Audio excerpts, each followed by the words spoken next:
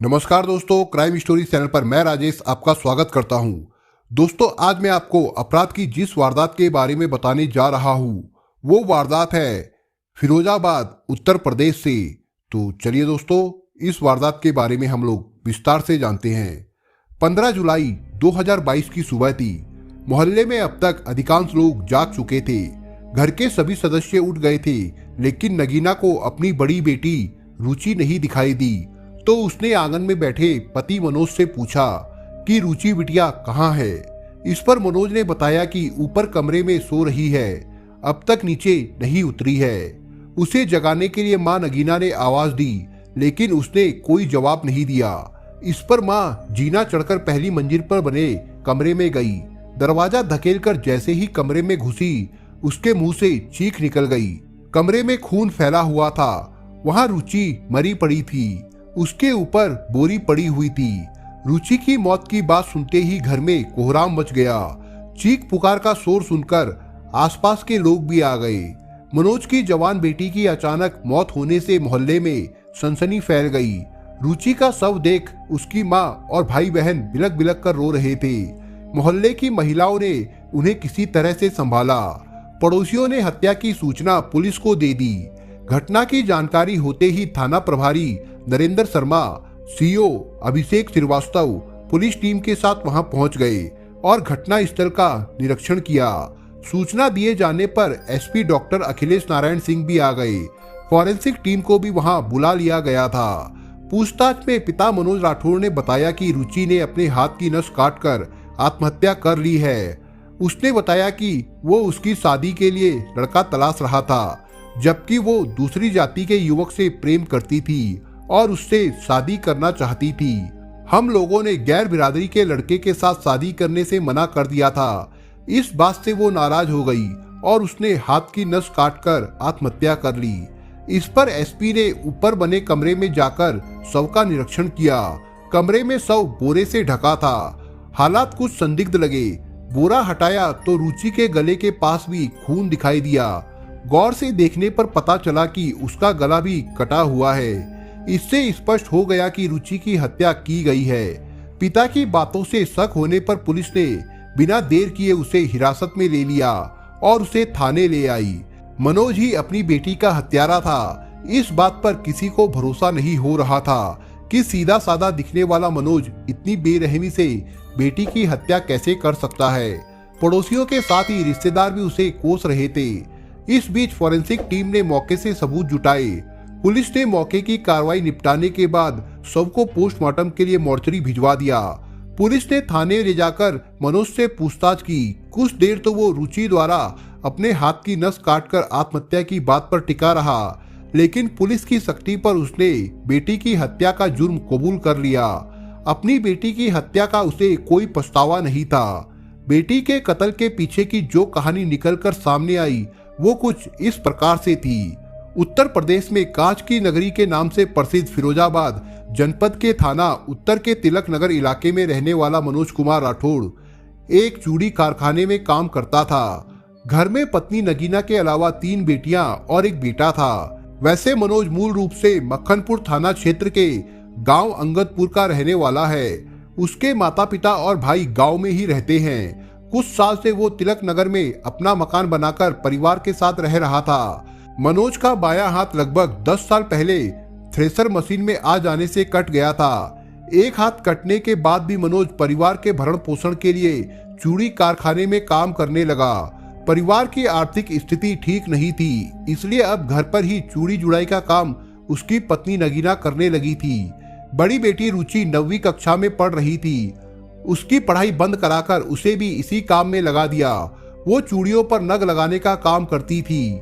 रुचि इस काम से अपना खर्चा भी निकाल लेती थी। घटना से 6 महीने पहले की बात है। अपनी सहेली के जन्मदिन की पार्टी में शामिल होने रुचि उसके घर पहुंची थी। जन्मदिन में थाना एटा के ग्राम पिलवा निवासी फोटोग्राफर सुधीर पचौरी फोटो खींच रहा था। रुचि ने भी उससे अपनी सहेली के साथ तरह तरह के पोजों में फोटो खिंचवाए। सुधीर उसका सौंदर्य देखकर ठगा सा रह गया। रुचि को भी एहसास हो गया कि सुधीर उसे कैमरे की आंख से देख रहा है। जवानी की दहलीज पर पहुंची रुचि का दिल तेजी से धड़कने लगा था। इसी बीच फोटोग्राफर सुधीर और रुचि के बीच परिचय हो गया। घर आते समय रुचि ने सुधीर को अपना मोबाइल नंबर देने के साथ ही उसका नंबर भी ले लिया। रुचि सोशल मीडिया पर भी एक्टिव थी। वे दोनों फेसबुक पर एक दूसरे से जुड़कर बात करने लगे। सुधीर रहने वाला तो एटा क्षेत्र का था, लेकिन काम के संबंध में वो फिरोजाबाद में कमरा लेकर रहने लगा था। सोशल मीडिया के जरिए रुचि और सुधीर की दोस्ती कब प्यार में बदल गई, इसका दोनों को ही पता नहीं चला। इस बीच रुचि और सुधीर आपस में मिल भी लेते थे और अपने दिल का हाल भी एक दूसरे को बता देते थे। धीरे धीरे दोनों का प्यार परवान चढ़ने लगा, यहाँ तक कि दोनों ने शादी करने का फैसला तक कर लिया। अब दोनों चोरी छिपे अक्सर मिलने लगे थे। जब भी रुचि और सुधीर अकेले में मिलते, दोनों भविष्य के सपने संजोते। एक दिन रुचि ने सुधीर का हाथ अपने हाथ में लेते हुए कहा, सुधीर तुम मुझे कितना प्यार करते हो? इस पर सुधीर ने कहा, ये भी कोई पूछने की बात है? प्यार का कोई पैमाना तो होता है नहीं जिससे मैं बता सकूं। हालांकि दोनों की जाति अलग अलग थी, इसके बावजूद उन्होंने शादी करने का फैसला कर लिया था। प्रेमी युगल अपने भविष्य के सुखद सपने संजोते हैं। दिल कुछ और कहता है और किस्मत कुछ और। रुचि और सुधीर भी सपने संजोने लगे। बेटी किसी लड़के के साथ प्यार की पींगे बढ़ा रही है, इसकी जानकारी रुचि के घर वालों को नहीं थी, बल्कि इन सब बातों से बेखबर मनोज को जवान होती बेटी रुचि की शादी की चिंता सता रही थी। वो उसके लिए लड़के देखने लगा। उसने दिल्ली में एक लड़का देखा था, उसके परिवार से बात चल रही थी। इसकी भनक जैसे ही रुचि को लगी तो उसने पिता से कहा, एक लड़का जो फोटोग्राफर है और अच्छा कमाता है, वो अपनी जाति का है, उससे मेरी शादी करा दो। तब मनोज ने पत्नी नगीना से बात की। इस पर सभी लोग सुधीर से रुचि की शादी कराने को तैयार हो गए। निर्णय लिया कि शादी से पहले लड़का परिवार के अन्य सदस्यों को भी दिखा दिया जाए। करीब 2 महीने पहले मनोज और नगीना सुधीर को साथ लेकर परिवार के अन्य सदस्यों को दिखाने के लिए गांव अंगदपुर पहुंचे। यहां सभी को लड़का पसंद आ गया।